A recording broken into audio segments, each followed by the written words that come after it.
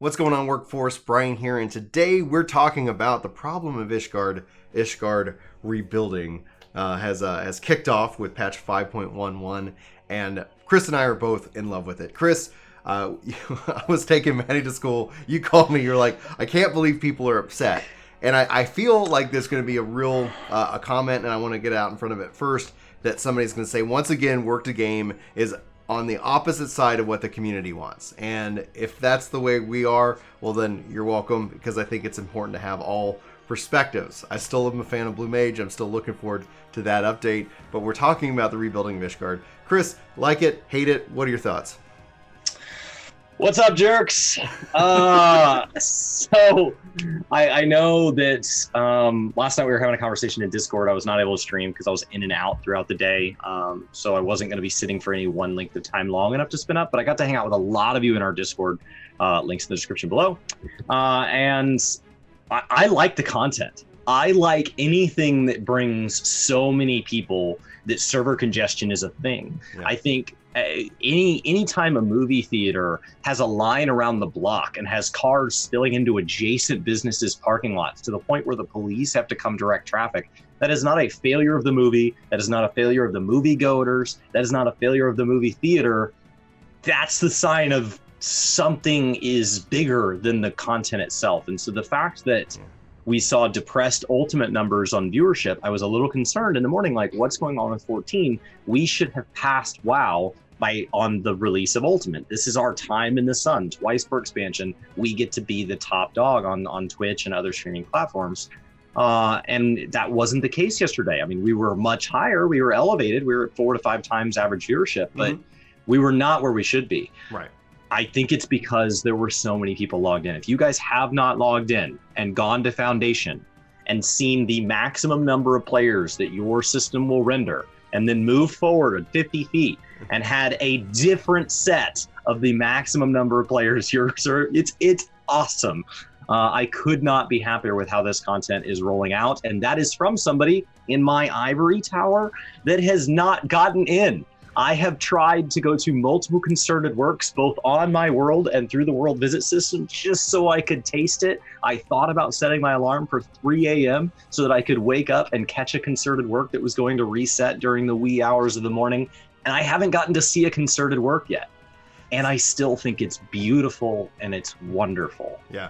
I was looking at when I was playing this, and I tweeted it out, that it's perhaps some of the best content that I've played, and it addresses some core issues that I've had. So this isn't going to be me being negative, but it's just me owning up to the critique that I have leveraged against Final Fantasy XIV for well over a couple of years. And I have to say, this system and this piece of content brings me back into 1.0 a little bit. It brings me back into Final Fantasy XI a little bit, because I've always said it, like, I want Square Enix to make the game that they want to make, not the game that that caters to 100% of my needs. Like when Eureka came out, it was content that made me go play 11 because I felt that was more fleshed out. But I was so excited for it because that's what piece of content that I crave. But I wasn't able to engage with it, and I wasn't able to engage with Baldur's Arsenal. And honestly, that's, I think, an exciting thing. I don't want the game to cater to me 100% of the time. And the fact that not everybody can get in, I know it's going to put me at odds with the mindset that people pay their sub, that this is a game that they should be able to participate in anything that they want. But in contrast to that, the counter argument to that would be Ultimate. Ultimate is designed for the top players. It's designed for that, both to be consumed visually through streaming services that earn media, but as well as also to be consumed by the top tier players who really want to have that challenge. And the fact that they don't make that easier over time is that piece of content. And so there's an interesting juxtaposition when we talk about, like, the Rebuilding of Ishgard, because you released a video talking about how they gutted crafting, and they did. They made it way more accessible, and in that accessibility, then they bring out Ishgard, and all of a sudden, it's available from level 20. Right. Well, still, So it didn't like, need to be gutted. It's not So I hard still to get stand by that video. It's still not hard to get to level 20. I still stand by my thoughts on our follow-up. Check out that link in the description below. But beyond the gutted aspect, now we have a massive amount of interest in the Rebuilding of Ishgard. We also have something, and the reason why I hearken this back to 1.0 in some ways is that it's the first piece of content that it won't be around forever, because at some point we will have rebuilt Ishgard. That will have been something that as a server and as a community we will have completed, whether a ton of people engage with it over time, or if it ends up, let's say, dropping to 50% interest next week and then 50% less interest after that. There's still going to be people who are going to be plugging away at getting Ishgard rebuilt, and so it'll be interesting to see overall ebbs and flows. But to my point, I was there with the wall. I was there when we held off the Empire. I was there when Dalmud exploded and Bahamut wrecked and the servers went offline. And I think it's really fascinating that 14 now has a piece of content that it almost is seasonal in a way, in that regards, that it's going to create that memory where you and I and the community who's around right now will tell new players in 6.0 or whatever content patch, like, I was there when we rebuilt Ishgard. Ishgarding housing is there. And so that's kind of what I'm excited about. Now, there has been a leveraged complaint that you were telling me about from Discord, and that is essentially server space. And I told you it sounds like the same frustration people have with player housing, is that why don't we have new servers? Are they running? Have they upgraded their servers? Should just be instanced. Right, and so what's your thoughts on the servers itself and the instance itself? We had that with Stormblood, with the individualized, progress with Doma. At this exact moment, and at most moments of the day, you can likely go get into the firmament on at least one server on your data center, if not all of them. But I work today. But there are specific moments where there is what is called a concerted work. They are scheduled. Do not show up on time. Show up early. Because what will happen is people will flood into the firmament for the concerted work. It is basically a fate.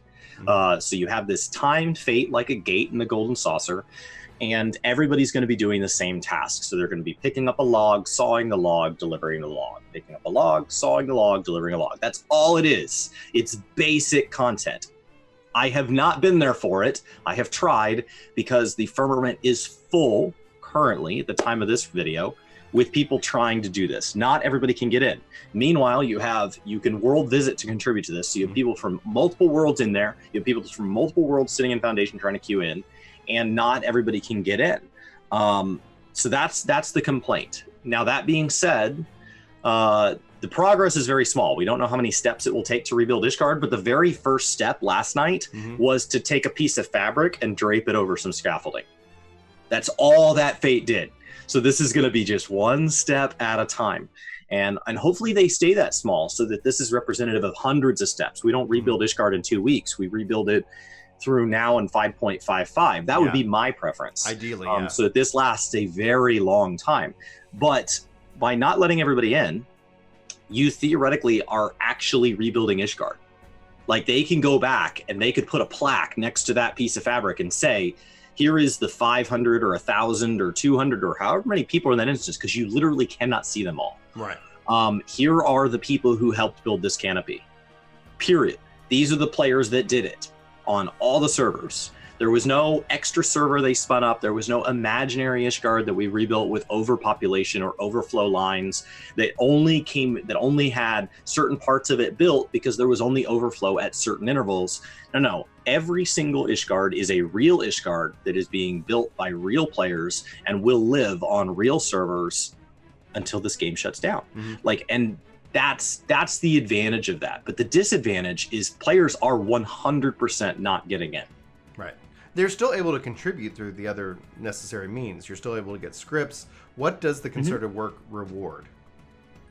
So concerted work, so the big thing that you're getting is you're going to get a special form of scripts called Sky Rebel scripts. Those are going to have things like mounts, emotes, all of that, tons of cool stuff behind them. Right. I have no idea if there's going to be a way to earn those scripts after it's complete. It is possible that those mounts and things are locked behind this. It is also possible that there is a form of this like Dome and Enclave that will take ongoing resources to support Ishgard in its early days, or however they want to spin that up lore-wise, that allows you to earn those scripts to some degree forever and ever. We have no idea. So when in doubt, do the content now if that's important to you, just like a seasonal event, just like anything else. But that's doing by just doing my turn-ins as a crafter. Like, does the concerted work reward anything that is different than the current reward structure that is going into it? I don't think so. It's massive amounts of experience, and a cool new currency. If you want to craft things building up to the concerted work, a server has to turn things in to earn its concerted work. Those things are done with special Sky Builders gathered materials. Oh yeah. Currently, the only way to get those is for gatherers to go out and gather them and list them on the market board, or hand them directly to a gatherer, or hand them to a crafter, or be that crafter. That's the only way. Right. My growing critique of the game, for anybody who's might be watching this video and might not be aware, so to kind of summarize it up, is that I don't define an MMO as a 4-player or an 8-player instance. And for a long time, 14 has shifted from kind of its like rooted concept to this instance concept. And there's nothing wrong with a 4-man content or an 8-man content instance. But the question is that when people come and say, like, Destiny isn't an MMO, I go, well, what's the difference, right? It's all still curated content designed around a specific team, making it easy from a development and a balanced perspective. The open world has always been something that is beautiful to see. We saw a resurgence of it with Blue Mage. We see a resurgence of it every patch cycle with the new story, because people are moving through the zones one place after another, and thus getting the story done. So it's always really exciting to see that surgence. And the question is obviously, will the rebuilding of Ishgard lead to this long-term concept of like a lot of people in a zone and playing? The flip side of it is, I was out in the open world gathering, and there's tons of crafters. There's lots of conversation going on with chat. I say this is the first content we've seen in a long time that really pushes the concept of MMO. Otherwise, what are we doing? Fortnite technically has more people playing in a zone like hundreds of times a day, and yet we've seen MMOs kind of move more into this smaller form instance content. We saw it with the Dome and Enclave. To a degree, this is more a return to Heavensward and ARR, where even though we didn't have a physical turn-in with the rebuilding of Mordona and the rebuilding of Idleshire, I still like saying that, that happened patch over patch. Doma became an instance individualized phasing.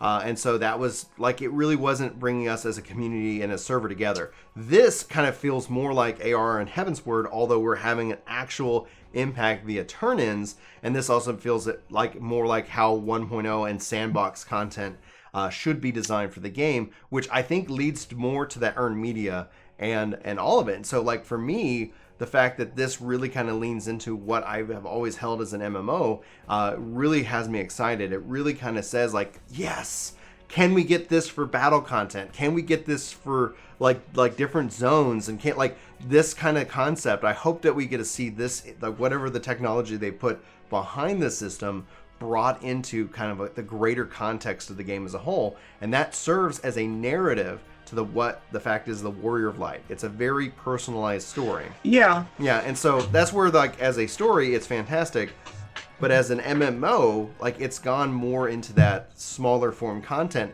until the rebuilding of Ishgard, and that's why for me personally, this is some of the most exciting content that I've seen in the game. I don't think it came out of nowhere. So we saw it with Eureka. It was instanced, but we saw massive content. We saw it. Funneled tons of people into it. We see it in a window in every deep dungeon, because everybody rushes to the same zone to queue up. We see it with relic grinds where people are out there. We saw it with bicolor gemstones. We see it every expansion with the new questing zones. We see it when PvP is at its best. We see these massive PvP. The only game I know of that has more players actively partaking in a confined PvP space is like ESO.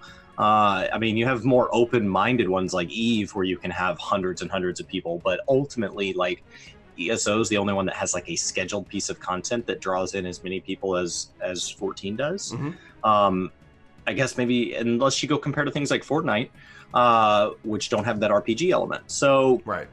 I think we've seen it before, The only way to know if this is truly different is to look back, because if this lasts 2 weeks, then this is no different than any of those other brief, flash in the pan. Everybody was doing the thing, and then nobody went to Ishgard ever again. Right. Because nobody logs onto their Blue Mage now. Right. Nobody goes and gathers bicolor gemstones. You can go do these things, and you're alone in a lot of those fates unless you bring somebody with you. And when I can sit in Kalusia and a fate pops up, I look around if I'm on a job that needs leveling, or if I have a job that needs leveling, and I'm like, man, if somebody else would help me with this, I would do this. Oh wait, there's nobody here. So one of the things they're doing to counter this is they're knocking down those barriers. They're knocking down the barriers between servers on a data center, which is where World Visit comes into play. Now, that being said, there is complaints that World Visit is a failure with this content because you are seeing people that are not on your server getting it. Just like people that bought multiple houses are the reason that you specifically didn't get a house. There is that feeling of there are people in the firmament that do not belong here. Right. They do not get to rebuild my Ishgard. Yeah. And they're taking my spot. They took my jobs. Like that's literally how it feels. And like it's a 100% natural feeling. It is 100%. It is so human that it is true in all things. Anytime there is a limited resource, it is 100% natural to look at the people who got the resource and say, which one of them took my piece of the pie? Yep. There was a limited pie. I earned a piece. Which one of them got mine?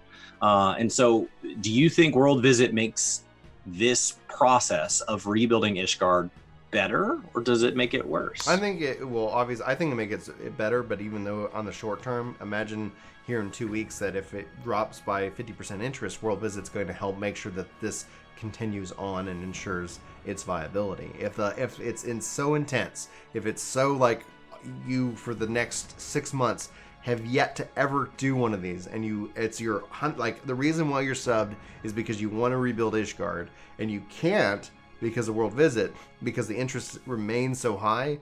Yeah, they might need to tune that. They might have to look at it. Now, personally, I think that it's a working system, working as intended. I think that is where the value comes in, is that you can find different times. Like you said, like you could kind of get up and say, I look at your day and like, okay, I can kind of see like technically, like as it kind of evens out, you might see that there's going to be a concerted work going on throughout it because the rewards aren't different.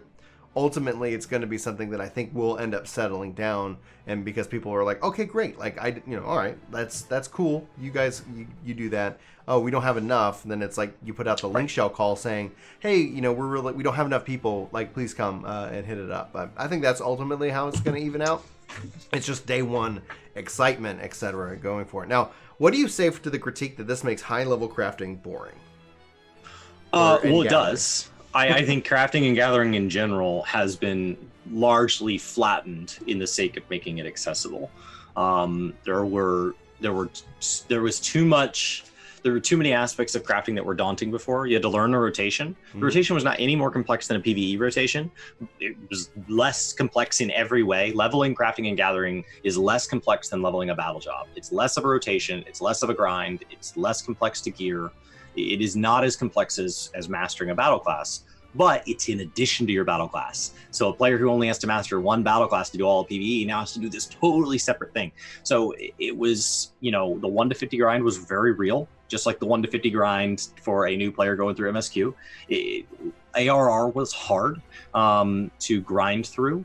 And so they made a lot of it easier. Now they made this content available as low as level 20, and you do it in 20, 40, 60, 80. So there's no reason that you need to be capped from doing this. As a matter of fact, being at cap kind of penalizes you because one of the big rewards here is experience, and there isn't a like 1-star, 2-star, 3-star type thing implemented at this time to offer that depth to higher level players. Yeah, that's one of the things we were talking about on Twitter, is that like it'd be neat if that as a crafter I could make a 1 or 2 or 3-star item that actually benefited the community rather than more just more scripts for myself. Like imagine if like, hey, I turn in this 3-star or enough 3-stars get turned in and all of a sudden the script rewards go up for everybody or something like that. I thought that was a really interesting piece of feedback from people over on Twitter who were talking about that this morning. But continue, please.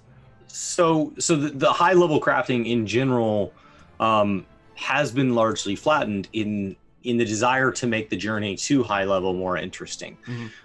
So hopefully with 5.2, they said they're going to be adding more recipes and things like that to really encourage high level crafting. So hopefully they're saying this is the step where we focus on leveling everybody up to cap or at least higher than they were. And then we're going to start to add in complexity for those higher level players. But for this several month period, for this exact duration in time at the time of this recording, high level crafting and gathering is not the focus.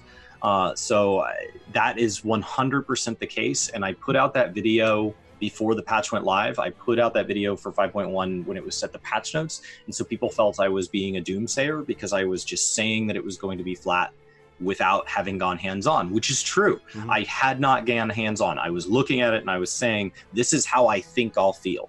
And so this is an opportunity where had I changed my mind on that, I would be backing down that statement and saying, you know what, I got it wrong. There are definitely times on this channel where I've gotten it wrong, and there will be times in the future where I've gotten wrong. This is just not one of those times. This feels flat to me, but it doesn't mean don't do it. Like if you've always been a gatherer, try crafting. If you've always been a crafter, try gathering. Like the beauty is that they've brought interest into the aspect of leveling. But if you're not taking advantage of that, say you had all yours at cap, I'm sorry, like this content is meant to be enjoyed for itself, and for the reward standpoint, it's meant to reward leveling, not being leveled. So, what would you say to those doomsaying the game based off of the fact that they can't participate in it? Like, you are hearing that, people, naturally say that, especially when they're frustrated. I've said that the game is dying, and I stand by that critique. It's always interesting to see how people come and re-engage with that video over time, where they might come in and be like, you don't know what you're talking about, and then all of a sudden they're like, oh, I completely understand what that critique is about and what you mean by it, as opposed to like, I'm not talking about the population. Your video plays differently in each patch. And your video plays differently in each person's life cycle of the game. A person in their 3 months views your video differently than a person that's in their first year, their second year, their 7th year. It feels differently. Somebody who just had their guild fall apart for drama views your video differently. Somebody who just finished the last of the things they were interested in current content views your video differently than somebody who hasn't. And so like your video, it's a lot more dynamic than most of our videos on the channel, where people are like, hey, do you guys have any gathering and crafting guides? We do. Most of them are probably wildly inaccurate in some spots now. So like your video is oddly, for the fact that we consider guides more of our evergreen content that can live a long time as opposed to news and opinions. That video is a commentary on a feeling that will keep coming back over and over and over. And so one of the big issues is that I think people link it to their subscription, right? So like I pay a sub, therefore I deserve this.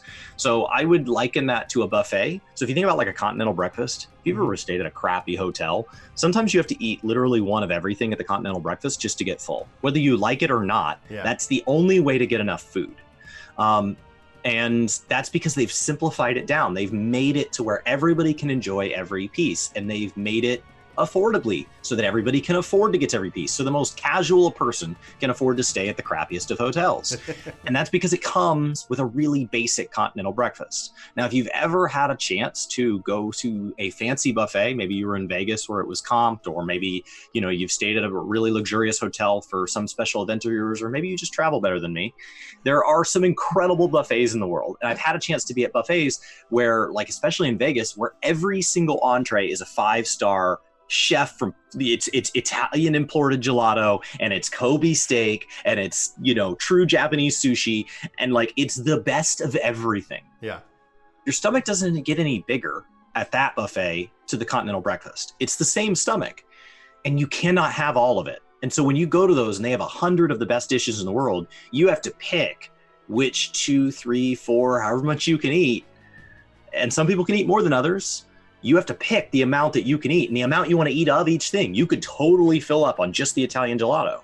So you can do that, but you have to pick. And then when we're sitting there enjoying it in the moment, and for the rest of the day, we get to say, Brian, what did you have? Oh man, that sounds real good. Like I didn't get to have that, or ooh, that's not my thing. Like I don't even like that item.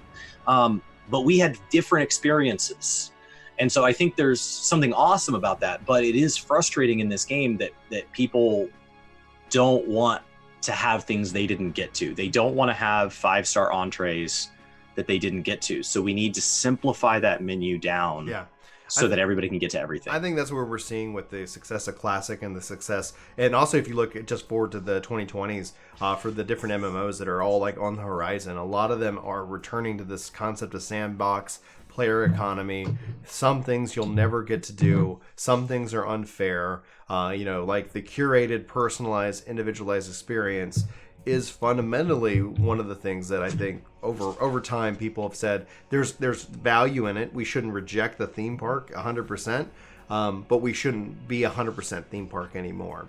What it means to be like, what differentiates an MMORPG today versus obviously 10 and 15 years ago, there was value there. But now when we look at what the rest of the market entails, so what ultimately ends up making it different. So my question to you then on that, like, is this bad for the long-term health of the game, or is this bad for certain players?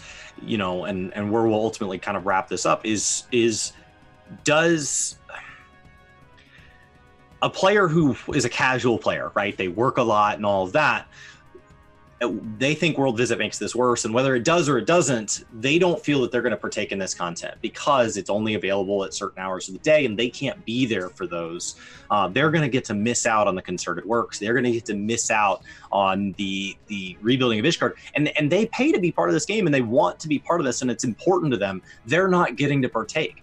Like, isn't that, like, they feel it's total crap that they don't get to join in on this? What would you say to somebody that maybe only plays, let's say, 2 hours a week, that's basically going to miss certain types of content like this? To answer that, like, kind of in the final thought perspective, I would say if this is the same kind of person who then complains about the homogenization of the jobs, they're at odds with their own self-interests. If everything has to be simplified to the point where it has no flavor, then essentially, like, they're advocating then for their own disliked and eventually going to the point where eventually they are saying this game is dead, because the game does die to an individual, like, every day. Like, there's some point where somebody's like, I can't support this game enough. And typically, in my mind, from a historical perspective, I see it from the most passionate players, where they're like, this game will do no wrong. Whatever they do, it's perfect. And then eventually it's like, how could they have betrayed me? And it's like, and ideally, that's why I feel like critique ends up being the most important thing that we can do for the game itself, is to help try to create that medium in which that it's like, yeah, I love the game, but at the same time, I'm not going to sit here and tell somebody, like, it's the perfect game, you're going to love it, and then when you don't have the same experience as me, then we're going to be at odds. Like, I don't see that as a value. So I see that maybe that person, that individual who isn't playing more than 2 hours a day and isn't calling for the homogenization of the jobs, making everything the same, maybe that's not who they are, and that's fine. And then the question is they only have 2 hours to play a game. What do they enjoy and what can they engage with? Yeah, at 2 hours a day or less, or whatever, like, that's not enough to really engage with anything beyond the story of this game. And so then the question is that why are you subscribed? Like, most of those players that fit that category, I would say, are either they come back for the expansion, they play the expansion, and then they take a break, and then they return with the 0.5 patch. They get caught up on the story, they play through the expansion, and they take a break because they are themselves playing through it as a single player game. If they're only able to engage with it a little bit, then that's the strategy that works best for them, and that's awesome. If they're able to engage with it more, that's the thing. And so the question is that there's a lot that the game offers, and it shouldn't have to cater to every type of base. But I think that's the strength of the theme park, is that it has enough attractions to where if there's something that's keeping you engaged and having fun, maybe it's your community, maybe it's the way the game plays, that's awesome. If it's the story, we have that here for you too. So just like somebody who comes to the buffet, 14 is that buffet, and it has a lot of different dishes. And to that player who can't, engage with Ultimate still needs to exist. To the player who can't engage with this system still should exist, because it is that piece of that. It does get us all connected, and that's why I think I would love to see more of the game bring this in behind the scenes, so that even if you're only engaging for 2 hours a day, whether you're gathering, maybe it's battle, like maybe you're like, hey, I was able to run some dungeons, that overall is ticking to the overall progress of the server in some degree. that's where I think this kind of content could mean bigger and better things for the overall health of the game and the enjoyment of the game, is that even if you can only engage with it a little bit, you're still being a big piece of it, like a small cog in a big machine, as opposed to like the narrative of that we are the hero of the universe in this regards. We are the warrior of light. But there should be a bigger part of that. We're still also a part of this big world, and what we do should have some form of an impact. And some people are going to have a bigger form of an impact than others. Some people have different, different availability than others. So that's what I would say. Chris, your final thought. So I think games like this, dying doesn't mean dead. Yeah. I mean, thankfully, we live in a time where many healthcare systems around the world can take people who are on a path towards one outcome and can alter that outcome.